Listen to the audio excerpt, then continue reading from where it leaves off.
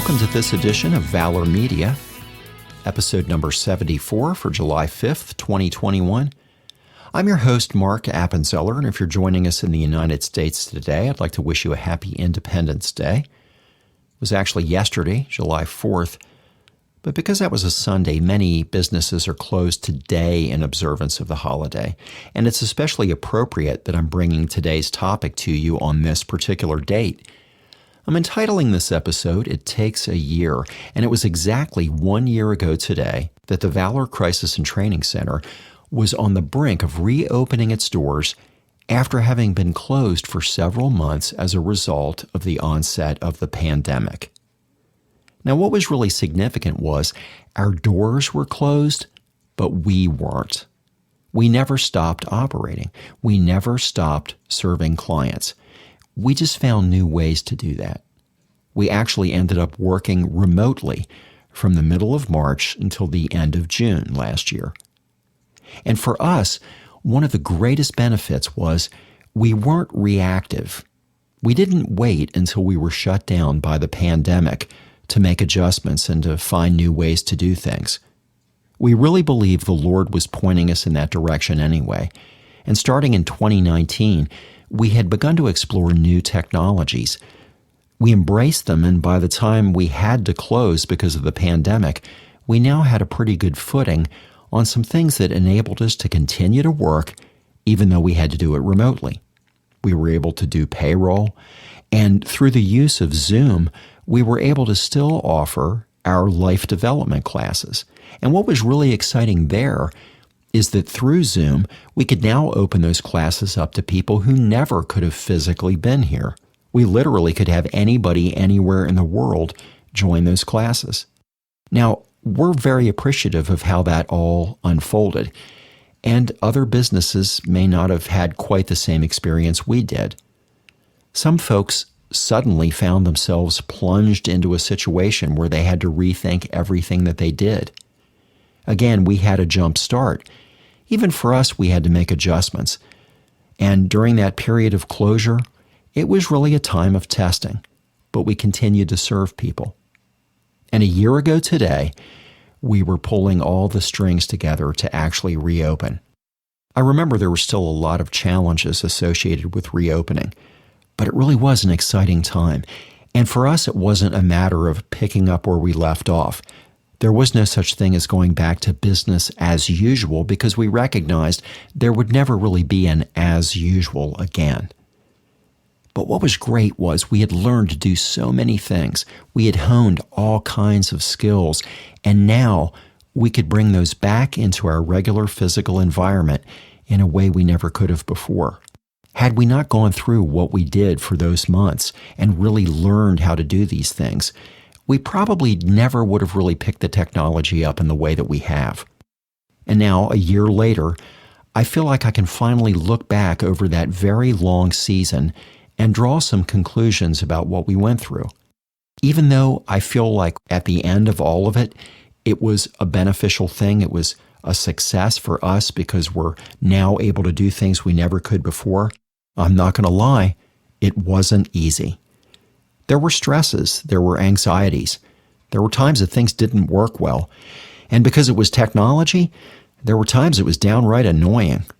Sometimes nerves got a little bit brittle. But we held together as an organization, we grew as a team, we grew as individuals, and now today I feel like we're stronger and better poised to do things than we've ever been before. But it was an interesting season. And it kind of makes me think of that whole idea of seasons. 12 months ago today, I was a little nervous. I wasn't quite sure what to expect when we reopened our doors. 12 months later, I can look back at everything that we did, a lot of challenges that we had to navigate through, and even new ones that we're facing now. And I recognize that through all of it, we grew, and so all of it was worth it. Maybe you find yourself in a season in your own life that is full of uncertainty and you're not quite sure where things will be in a year. What will 1 year from today look like for you? Maybe you're sitting there just feeling so overwhelmed that you just are dying to see this season pass. You're asking yourself, when will this be over? I can't wait to get on the other side of this. And I think that's a dangerous mindset that we can get into. I've been there in my own personal life. There's a pursuit of mine that is nearing completion, something I've been working on for a very long time. I'm right on the cusp of seeing it happen, and smack dab in the middle of all of that, another life challenge completely unrelated has popped up, demanding my time and my attention, and now I find myself not being able to pursue what I was pursuing quite to the degree I was hoping to. Now, I'm not giving up on it. It's still happening. And I could get mired in frustration, I could get depressed, I could get really down in the dumps, because right at a point that I needed to have time to allocate toward this pursuit, my time is being spoken for by another need. That's okay. I didn't plan it. It's nobody's fault. It's just what unfolded. It's what's going on in this season. One of the things that I think a lot of people don't necessarily wrap their brains around is the significance of seasons and the fact that God created seasons before He created us. Just look at the book of Genesis. He talks about creating the stars, putting them in the heavens to mark the years and the seasons, and this was before He created Adam and Eve. Now, He did that because everything God was doing was creating the physical world, the boundaries and the parameters that man would live in once he was created. God didn't create us first and just have us floating around out in nothingness. He created the world and everything that means, and then when He created Adam and Eve, they were in this existing structure, because God always has structure. So if seasons were created before He created us, that tells me they must be really important to God. And it also tells me that seasons must have a spiritual significance as well. I really do believe that seasons are a spiritual precept. I think there are seasons of faith. I think there are seasons in the Spirit. You know, in Psalm 104, verse 19, it says, He made the moon to mark the seasons, and the sun knows when to go down. And it's this whole idea of things happening according to what God ordained. It's not random. It's not just organically happening. He understands because He knows the beginning and the end. Jesus said that He was the Alpha and the Omega. I think we forget that sometimes. If things are going particularly bad for you right now, if you have real crisis in your life, if you're mired down by problems, maybe you feel like that's all you can see. You're not even thinking about what's on the other side. You look at it and you think this is all there will ever be. But I want to encourage you today to remember that it's just a season. There will be another season after this one. I think if we frame things from that perspective, it can really give us God-inspired hope. Not just pie in the sky, but really help us to focus on the fact that we can trust God to lead us, to deliver us. He's got something for us beyond whatever we've convinced ourselves is the way things are going to be from now on. Because on the other side of wherever you are right now, there definitely is another season. You know, one of the most famous passages in all of Scripture comes from Ecclesiastes chapter 3. To everything there is a season, a time for every purpose under heaven. I'm sure at some point you've heard the old 1960s song by the Byrds, Turn, Turn, Turn, that is based on this passage.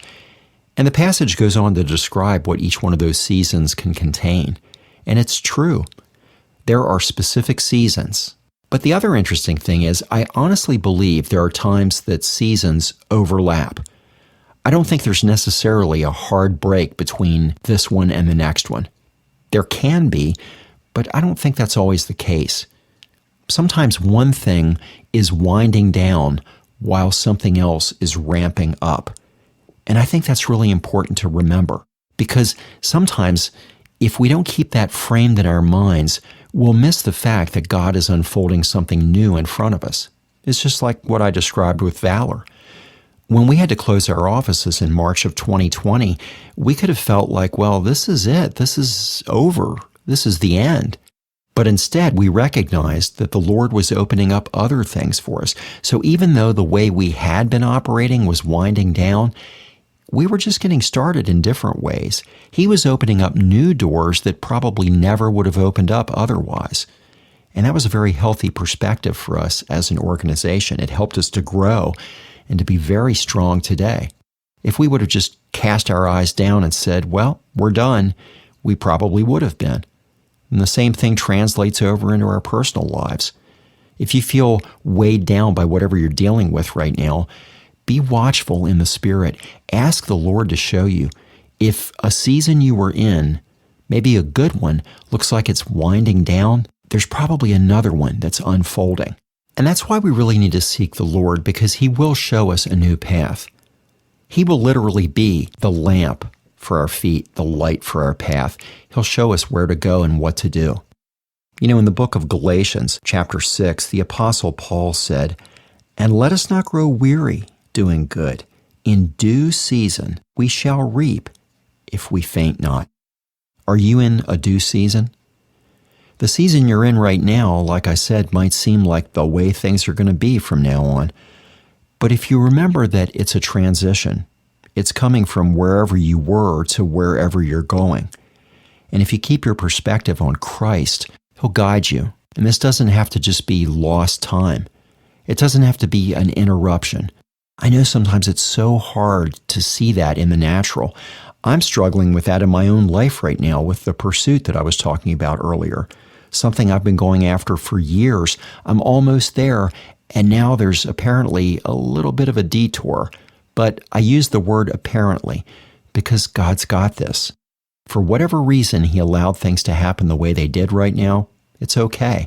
He will work all things together for me, for my good, because I'm called according to His purpose, because I'm trusting Him. I'm listening for Him to tell me what He wants my life to be about. And I encourage you to do the same. If you're beaten down, if you feel like you can't see a better season, trust me, there is one. And if you need someone to help you see that, we would love to come alongside of you. At Valor, we're not perfect. We're not without fears and worries and anxieties. We're on this faith journey too. But we'd like to come alongside of you and give you direction and guidance and help you find that better season. Help you find the path that will really lead you into the abundant life that Jesus said He came to give to us. If you feel like you don't know where to turn, please reach out to us at info@thevalorcenter.org. And somebody from our staff can get in contact with you and share some options with you of ways that we can help connect you to resources, to information, and even to our personal development coaching program, where we can help you to establish real, practical, attainable goals for your life, and where we can walk with you, giving you good insight of how to get from here to there. I also encourage you to check out a book that was written by our executive director, Lori Riston. It's called You Were Made to Thrive, 7 Strategies to Move You from Crisis to Thriving. You can find it and its companion workbook on Amazon.com or by going to www.valorxl.com/products. We really want the Valor Media podcast to give encouragement to you and hope, and to help you from whatever season you're in to whatever season God has for you. If there are topics that would be beneficial to you, things that would be an encouragement to you, or just questions that you'd like to ask, please contact us at media@thevalorcenter.org. We encourage you to like and subscribe to this podcast. Join us each week. We do publish new episodes every Monday. If you'd like to get a much better understanding of what Valor is all about, you can visit us on Facebook at Valor Ministries and Valor XL, or check out our websites www.thevalorcenter.org and www.valorxl.com.